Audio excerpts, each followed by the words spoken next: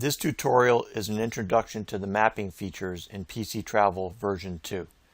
I'm going to show you how easy it is to edit run data on a map and get the runs ready to be used in studies. This is the first screen you see when you run PC Travel. I'm going to quickly get to the mapping screen, so if you haven't seen PC Travel before, you may want to take a look at one of the other tutorials that walks you through the basic operation of the software. So I'm going to start a new travel time study by clicking on the button on the Startup Options screen. And then I'm going to add some runs that I want to edit.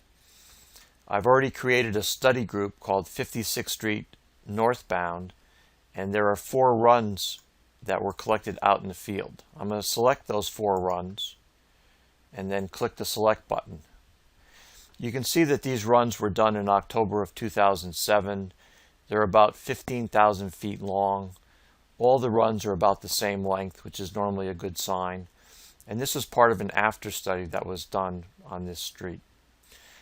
Now these runs are just the runs that were collected in the field, so I want to edit them because they need to be cleaned up a little bit before they can be used in studies. So I'm going to click on the Map button. Now the software takes a look at the very first run and looks at the very first point of that run and puts that point in the center of the map. So you should see the area of your city or county or whatever around where that data was collected. Now let's take a look at this screen, since presumably you haven't seen it before. At the top of the screen are the list of runs that we can select to plot. And you get a little bit of information about each of the runs just to make sure you know which one you're looking at. On the right hand side are a few options that you can use when you plot the points. One option is to plot all the points. Another option is to plot every 3rd, 5th, or 10th point. Sometimes that's useful if the points are getting in the way of each other. Normally you're going to plot all the points. You can offset the icons because if you plot more than one run without any offset, they tend to plot on top of one another, and it gets a little bit confusing to separate out the runs. With this offset icon factor, which goes from 0 to 5, the points will be plotted a little bit offset from each other, and they're easier to distinguish. I'll show you how that looks in a minute. And you can also color code the speeds of the points that are plotted on the screen. Here we have that option selected, and speed 1 is going to be anything from 0 to 10 miles per hour, and that's going to be plotted with red points. Speed 2 is anything from 10 to 35 miles an hour, and that's going to be plotted in green. And speed 3 is 35 to 99, or basically 35 to the fastest vehicle out there, and that will be plotted in yellow. The color is often useful to see areas of congestion and just to zero in on points that you might want to take a look at. At the bottom of the screen are several buttons. You can zoom in and zoom out by just clicking on the various buttons. So I just zoomed out. I'm going to zoom in. You can update the map, which is the way that you plot the points. First you select the one or more runs, and then you click on the Update Map button. And you can also print whatever is on the map, whatever is visible on the map, you can print, and that can be useful sometimes. You could also maneuver around the map using these 4 icons that are slightly above the map. If you select the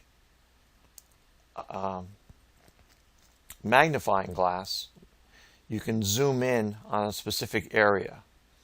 So it's very simple. You just drag a box around the area that you want to see, and you zoom in. And now notice as you zoom in, you bring up more detail in the map. Here you can see smaller streets. When you zoom out, those streets will disappear. You can also use the hand icon to move the map around. It's very simple. Just hold the left button down on your mouse, drag the whole map, and it moves with you.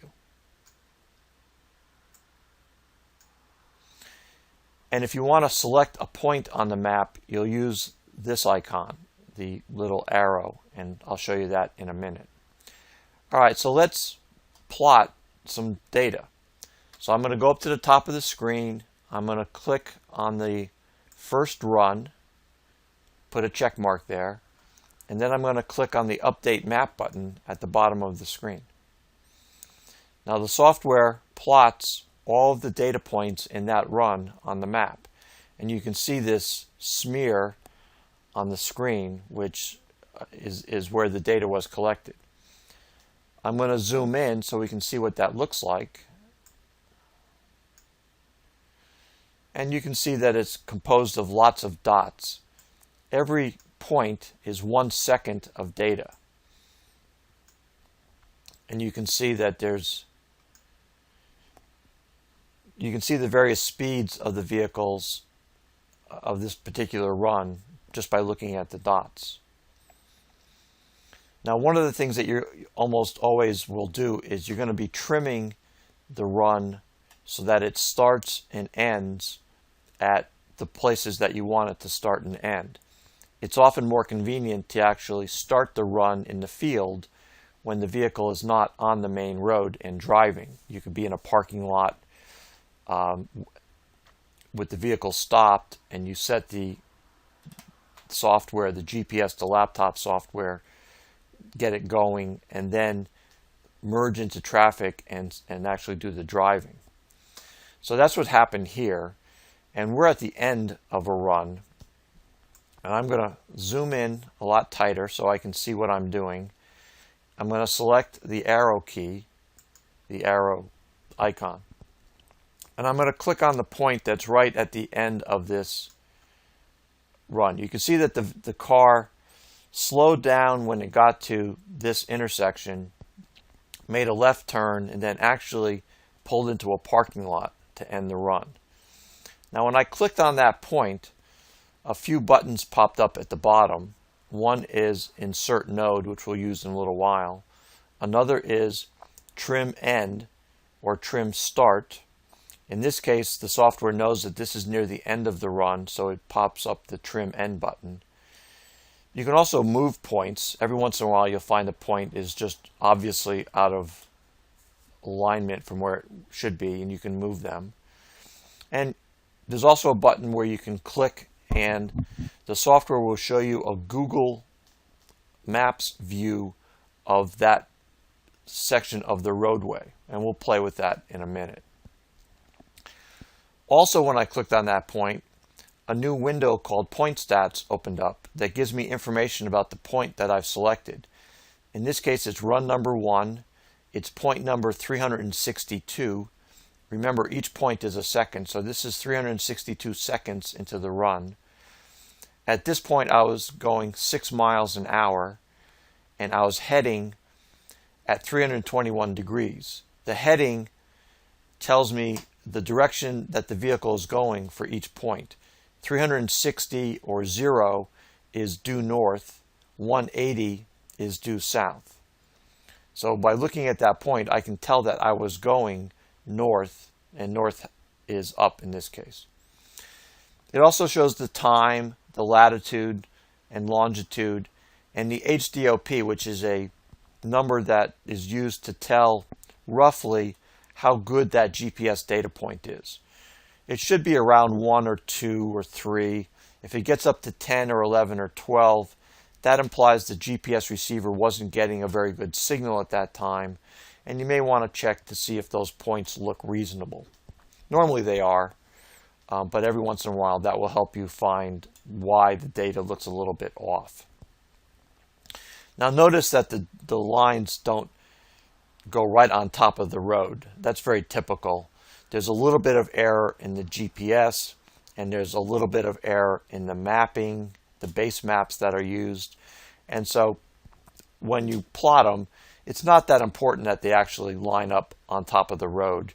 It's very clear that these data points are associated with this road, and that's really all you need to know. So we're going to trim the end of this run because I'm not interested in these data points here. So I'm going to click on the Trim End button.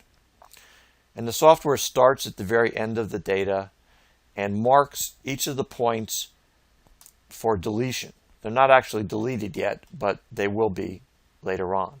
So I've deleted the end of this run, and now I want to zoom out and then zoom in on the beginning of this data.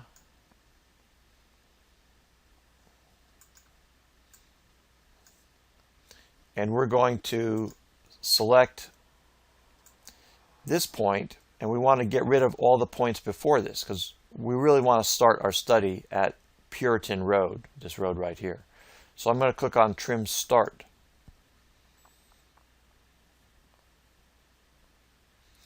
And the software starts at the point I selected and then works its way back to the very first point, marking those points as deletion, and they're put with little white circles.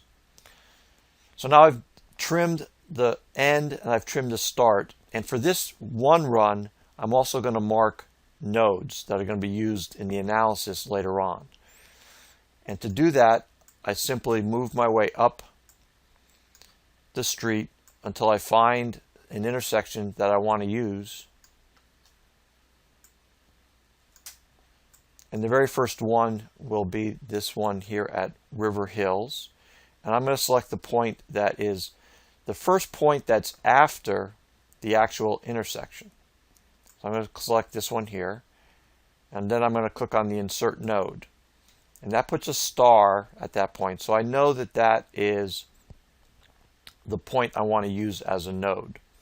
You generally want to select the point that is after the intersection because you want as much of the delay associated with the intersection to be included. So I'm going to move up again. We're going to find this is another intersection of interest. I'm going to select the one point after. I'm going to hit Insert Node.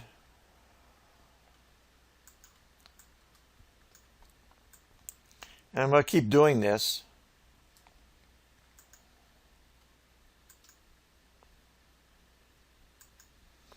for the rest of this run.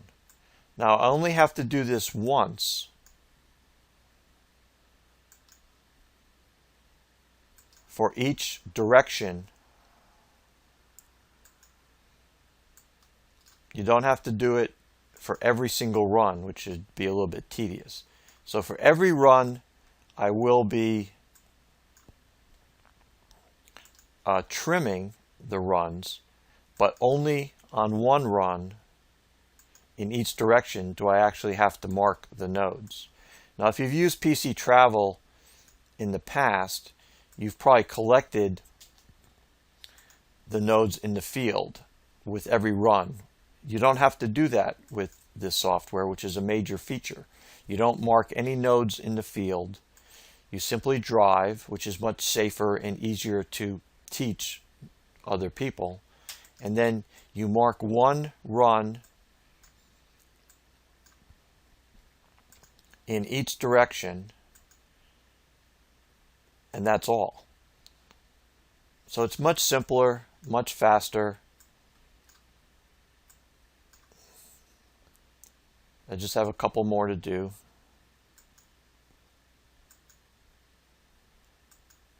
Sometimes it can be a little tricky to pick the point and not the road.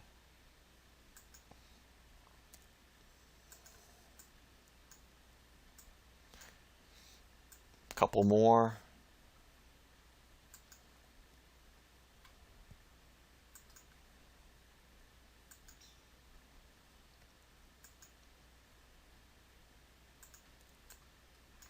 And I think we're near the end here. And you don't have to mark nodes at the very end or the very beginning. So now I've trimmed the end and start of this run. I've marked the nodes, and now I'm ready to save this run, this edited run. And to do that, I double click on the name of the run at the top of the screen. You can see that the cursor changes to a flashing bar.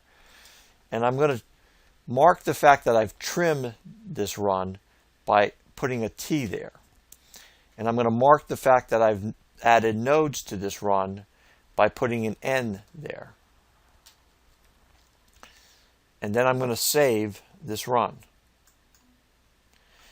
And the software asks me, do you want to save this run in the study group that's active? I say yes. So now that run has been edited and saved. Now I can go ahead and do the same thing for the rest of the runs. Now I don't have to mark the nodes, I just have to trim. So I'll do one, give you an idea of how that works, and then that should be enough for you to figure out how to do it the rest of the way. Alright, so we're going to uncheck that one because I'm not interested in that anymore. And we're going to check the second run. Going to hit Update Map. And you can see a very similar looking run. And I'm going to select one of these points. It's not absolutely critical which one you select. I'm going to trim the end. Remember, each of these points is only a second. And so if your travel time calculations are off by a second or two, that doesn't really affect your statistics in any significant way. So you don't have to be really anal about everything that you do with this. So we're going to zoom out.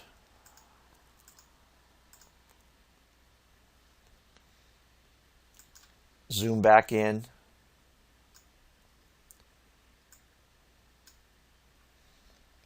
Select the point.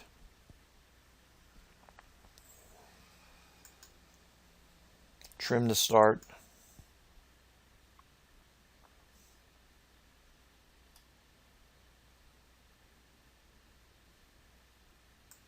And now it's trimmed all those points. See, all of them are done. You can see that this was started off-road as well. This is a little parking lot as well. So the driver started the vehicle in a parking lot, then merged into traffic and drove, and from that point he never had to touch the keyboard of the laptop until he pulled into the parking lot on the top side at the end of the run. That makes it very easy and safe. Alright, so we've trimmed the end and we've trimmed the start. We're going to save this by double clicking on it, and we're just going to put a T there to mark that it's been trimmed. We're not going to put an N because we don't have to mark the nodes for this course. We've already done that, and we're going to save it. And we want to save it. So that's the procedure. I would do the same thing for the next two runs, and they would end up as trimmed runs. And then those runs are ready to be used in a study. All right. So now let me just show you a couple of other features of the map screen, just to give you an idea of what else you can do with this. Let's say I wanted to show all four runs at one time. I just select all four of them, and I'm going to have the offset icon factor at 0, just to show you what it looks like. So we're going to click the Update Map button, and we get all of the runs. Let's zoom out just a little bit. So there's actually 4 runs there, but when you zoom in, it's a little bit hard to separate them. You can see there's a 1 there, there's a 3 there, there's a 2 there, but you don't get any good continuity in the runs. So let's keep them all selected, but let's change the offset factor to a 4. And now I'm going to click the Update Map again. Now you can see that the runs are clearly distinguishable. Now they're not on top of the road by any means anymore, but that's okay. You can still get a sense for what these runs look like. Now you can see the 2 runs, 1 and 2, that we trimmed, and then you can see 3 and 4 have not been trimmed yet. And it's very obvious to see what the pattern that those 4 runs look like. So that's the use of the offset icon. If you want to see how all 4 runs look, sometimes you'll put all 4 runs on the map and one of them will look very odd. And it may be that something went wrong with that run in the field, and you can go and take a closer look at it. These runs all look nice and clean. You can see that the speed of this vehicle, of this run, was different. The yellow is faster, so for whatever reason, the driver was able to go a little bit faster on these points. Here's some congestion that's mid-block. There's no intersection there, so they ran into something. This is a major intersection, so they probably just ran into a red light that was just starting to clear. So you could get an idea of what the traffic was doing just by looking at this map. Now, if one of the points is out of place, none of these are, but let's just say that this point wasn't where it's supposed to be, I could click on the Move button, and you see that the cursor changes to a plus sign, and then I just move it to where I want it to be, and I click, and it moves the point there. Now that's not very good because obviously that's out of place, so I'm just going to select it again, and we'll put it back roughly where it belongs. It still leaves the square there, but there's not really a point there. The final feature I want to show you on the mapping screen is how to show a Google Map view of the route where you're collecting your data. So I'm going to select a point, and I'm going to select the point here at this intersection of Bush Boulevard and the 56th Street where we collected our data. And then I'm going to click on the Google button at the bottom of the screen. Now, assuming you have Google Earth loaded on your computer, the software will run Google Earth and then zoom in to the spot that we selected on the screen. And you can see here that this is a very large intersection, and the road that we were on is this north-south road. And while we're in Google Earth, you can do the normal commands that are available in Google Earth. So we can zoom out and take a look more at the route. And you can zoom in on any one portion. So if you see some interesting bottlenecks or data on the map that doesn't make a lot of sense, sometimes looking at the actual aerial view of that area will give you a clue as to what was going on. When you're through with Google, you just exit the program, and it brings you right back to PC Travel. So that's pretty much a summary of what you can see on the mapping software. We've gone through and we've edited the runs, we've trimmed the front and end of all the runs, and we've added the nodes to one of them. So now we're going to go back to PC Travel. And I just very quickly want to show you what you would do next. Again, there is a tutorial that goes into this in more detail, but while you're here, you should see exactly what you do with the data that you edited. So these are the original runs that we started with. So we don't want those. We want the edited runs that we created on the map.